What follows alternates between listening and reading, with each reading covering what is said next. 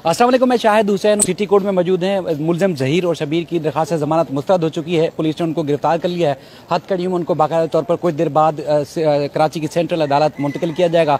मेहदी अली काज़मी साहब मेरे साथ मौजूद हैं। मेहदी अली काज़मी साहब, आपका बहुत शुक्रिया। आज काफ़ी दिन के बाद आज आप यकीनी तौर पर अदालत आते हैं, लेकिन मीडिया के सामने आप काफ़ी दिन के बाद आए हैं। कई वालिदैन, कई ऐसे बाप हमें मिलते हैं जिनके साथ इस तरह के इंसिडेंट होते हैं, वो मीडिया पर नहीं आते। वो चाहते हैं कि एक बदनामी ये हुई कि उनकी बेटी चली गई, दूसरा जब मीडिया के सामने आएंगे तो उसके बाद फिर और ज़्यादा जग हंसाई होगी, लोग तनकीद करेंगे, माशरे में रहना उनका मुश्किल हो जाएगा। लेकिन आपने हर सतह पर हिम्मत और बहादुरी का मुजाहरा किया। आप यकीनी तौर पर अदालत में लोगों को कम नज़र आते थे, लेकिन इसी बरसात में, गर्मी में, सर्दी में आप अदालत के किसी कोने खांचे में ज़रूर मौजूद होते थे। यानी कि हर डेट पे, या डेट नहीं भी होती थी तब भी आप कभी सिंध हाई कोर्ट, कभी सिटी कोर्ट में मौजूद होते थे। आप हर लिहाज के लिए, हर काम के लिए प्रिपेयर रहते थे। तो आज ज़मानत मुस्तरद हुई। सबसे पहले इस ज़मानत मुस्तरद होने पर आपका क्या रिएक्शन है? उसके बाद फिर और बेशुमार सवाल आते हैं आपसे। बिस्मिल्लाहिर्रहमानिर्रहीम। सबसे पहले तो अल्लाह ताला का शुक्र अदा करूँगा और तमाम लोगों का शुक्रिया अदा करूँगा जिन्होंने मेरे लिए और मेरी बच्ची के लिए दुआएं की, और आप सब लोगों का जो रिपोर्टिंग कर रहे थे, मैं आप सबका शुक्रिया अदा करूँगा, क्योंकि अगर आप लोग इस केस को फॉलो नहीं करते तो आज ये केस इस तरीके से मीडिया में ना होता। देखें, सबसे पहले तो मैं यही उनको कहना चाहूँगा कि अगर खुदा न खास्ता किसी के साथ भी ऐसा मौका ऐसा वाक़या हो तो अपनी बच्ची के लिए आपको उसके लिए स्टैंड लेना पड़ेगा। उसके लिए आपको मीडिया भी फेस करना पड़ेगा और लोगों के तुंदो तेज़ सवालात भी बर्दाश्त करने पड़ेंगे। मेरा ख्याल है कि अगर आप ये ना करें तो शायद मुश्किल हो जाता है। मैं अपना पर्सनली एक्सपीरियंस बताता हूँ, अगर मैं मीडिया में ना जाता तो शायद ये यानी मेरी बच्ची का शायद निकाहनामा भी मंजर आम पर ना आता।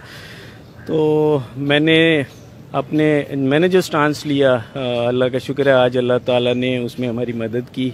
कल्प्रेट्स जो हैं उनके जो है वो आज ज़मानत खारिज हुई है, MLO भी अप्रूव हुआ है, और मैं आप सबकी का बहुत शुक्रगुजार हूँ।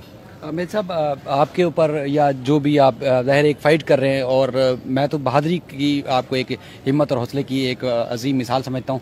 अब ये कहेगा कि बहुत सारे लोग इल्ज़ाम आयद करते हैं कि देखें जी 3 तफ्तीशी अफसर तब्दील हुए, चौथे पर भी एतबार नहीं था, और उसके बाद फिर इतना इन्फ्लुएंस किया गया कि पुलिस मजबूर हो गई कि 364 भी लगाई, और उसके बाद 375 भी शामिल की, और इस तरह संगीन दफात के तहत जो कि मुकदमा ख़त्म था, जिसके अंदर मुकदमा बनता ही नहीं था, पुलिस को संगीन दफात के तहत मुकदमा दर्ज करना पड़ा, उसके बाद उनको चालान जमा कराना पड़ा।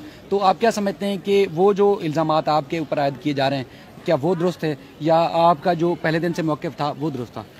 देखिए, अगर कोई तफ्तीशी अफसर अपना काम सही से ना करे तो ये मुद्दई का हक़ होता है कि वो उसे तब्दील कर सकता है या उसके लिए तब्दील करने की रिक्वेस्ट लगा सकता है।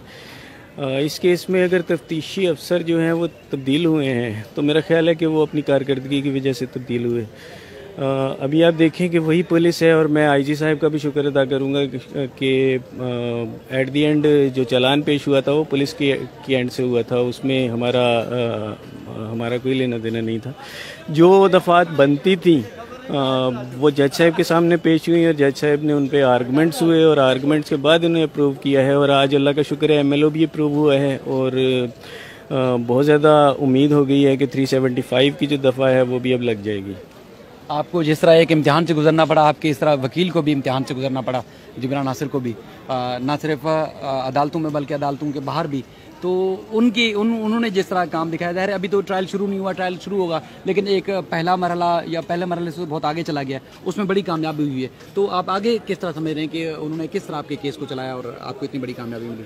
सर, मुझे वो दिन याद है जब मैं इसी कोर्ट में था, आप मेरा इंटरव्यू ले रहे थे और मैं 0 जगह पे स्टैंड कर रहा था। इवन जिब्रान नासिर जब आए इस केस को उन्होंने लिया तो वो 0 से उठाया। मेरा ख्याल है ये सारी इसमें अगर जो मेहनत की है वो सारी उनकी मेहनत है, और उनका तो मेरा ख्याल है शुक्रिया अदा करने की भी ज़रूरत नहीं, वो इस केस के मेन लीडर हैं, और जो भी किया है उन्होंने बड़ी मेहनत की है। मुझे रात में, आप यकीन करें, रात में 3-3, 4-4, 5-5 बजे तक कॉल आती थी उनकी, उन्हें मुझसे कुछ पूछना होता था, और मैं हैरान होता था कि वकील रात में 10, साढ़े 10 बजे के बाद कॉल रिसीव नहीं करते। ज़ाहिर है उन्होंने सोना भी होता है, लेकिन हद हैरत है उस बंदे के ऊपर, उसने बहुत मेहनत की है।